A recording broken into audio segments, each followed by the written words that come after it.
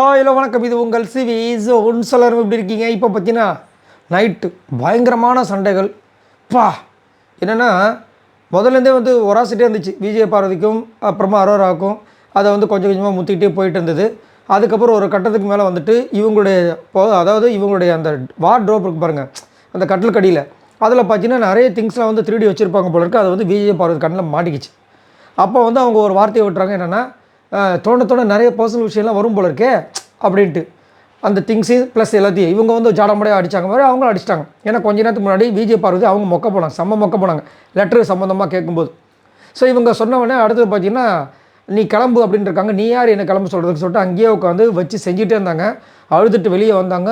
கேவலமாக பேசுகிறாங்க விஜய் பார்வதியும் கம்முறுதினெல்லாம் வந்துட்டு இவன் பெரிய ஆணழக இவன் ஜாடிக்கத்தை மூடி இவங்க அழகுக்கு வந்துட்டு 11 ஓட்டு வருது நாமினேஷனில் அப்படி இப்படி கலாய்ச்சிட்டு இப்போ திரும்ப கமருதுங்கிறப்ப உள்ள தலை ரொம்ப பேசுகிறாங்க. இப்போ எப்படியே இந்த மாதிரி பேச முடியுது? அவன் எனக்கு வேணான்றீங்க, அப்புறம் எதுக்கு கமருதுங்கிட்ட போய் பேசுகிறீங்கன்னு ஒன்றுமே புரியல. அவரும் சொல்லு அப்படின்போது நீ என்ன சொல்லி வச்சுருக்க விஜய் பார்வதி கிட்ட அப்படின்போது அவர் இல்லையே நான் எதுவுமே சொல்லலையே.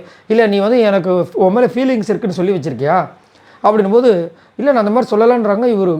அவர் சொல்கிறாரு. இப்போ அவங்க சொல்கிறாங்க, எனக்கு இந்த வீட்டில் எங்கேயுமே எல்லா இடத்துலையும் இருக்கிறது துஷாரோட ஃபீலிங்ஸ் மட்டும் தான். நான் வந்து வெளியில் போனாலும் துஷார் கூட தான் கண்டினியூ பண்ணணும்னு இருக்கேன்.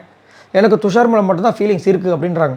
நான் அப்படி யோசிக்கிறேன், என்னடா இது புதுசாக இருக்கே அப்படின்னு. ஏன்னா ஒரு வாரத்துக்கு முன்னாடி ஞாபகம் இருக்குங்களா, தனியாக வந்துட்டு அரோராவும் கமருதீன் பேசும்போது கமருதீன் கிட்ட சொல்லியிருப்பாங்க, எனக்கு இந்த வீட்டில் யார்கிட்டையுமே ஃபீலிங்ஸ் வந்தது இல்லைடா, அது ஒரு ஜஸ்ட் ஒரு அட்ராக்ஷன் தான். துஷார்கிட்ட நான் பேசுகிறேன்னா அது ஜஸ்ட் ஒரு இது தான், ஃபீலிங்ஸே கிடையாது அப்படின்னு சொல்லியிருப்பாங்க.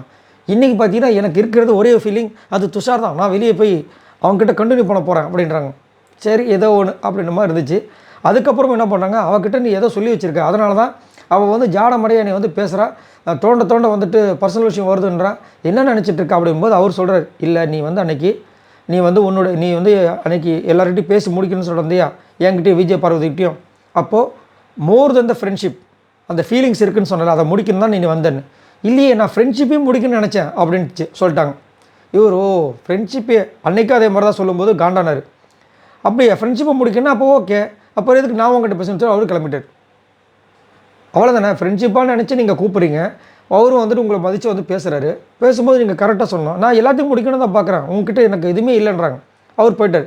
ஆனால் இதே ஆளுக்கு தான் அவர்கிட்டயே வேறு சொல்கிறாங்க, நீ வந்து எனக்கு ஃப்ரெண்டு, உனக்காக நான் எல்லாத்தையும் பண்ணணும்னு ஆசைப்பட்றேன், எனக்கு எல்லாமே எனக்கு ரொம்ப பிடிக்கும் உங்ககிட்ட பேசுகிறது எல்லாமே சொல்கிறாங்க. ஆனால் வெளியில் வந்து கம்புறதுன்னு வச்சு செஞ்சுட்டாங்க. அவர் போனார் அழுவுறாங்க.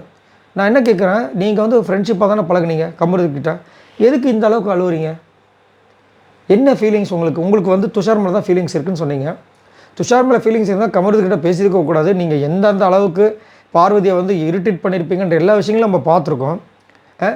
அதுக்கெல்லாம் இப்போ வந்து நடக்குது. முற்பகல் செய்யும் பிற்பகல் விளையும், அதுதான் இங்கே வந்து நடந்துகிட்ருக்கு.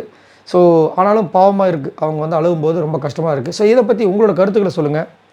அரோரா இப்போ வந்து இவர்கிட்டையும் சொல்லும்போது வந்து எனக்கு ஃபீலிங்ஸே கிடையாது, உங்கள் ஃப்ரெண்ட்ஷிப்பே கட் பண்ணணும் அப்படின்றாங்க. அதுக்கப்புறம் வந்துட்டு ஃப்ரெண்ட்ஷிப்பாகவும் பேசிக்கிறாங்க. அப்பப்போ என்ன சொல்கிறது தெரியல. நாளைக்கு எப்படி ஜாலியாக பேசுவாங்கன்னு நினைக்கிறேன்.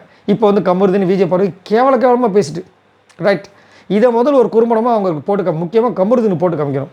இதை பற்றி உங்களோட கருத்துக்களை சொல்லுங்கள். பாய் நண்பர்களே.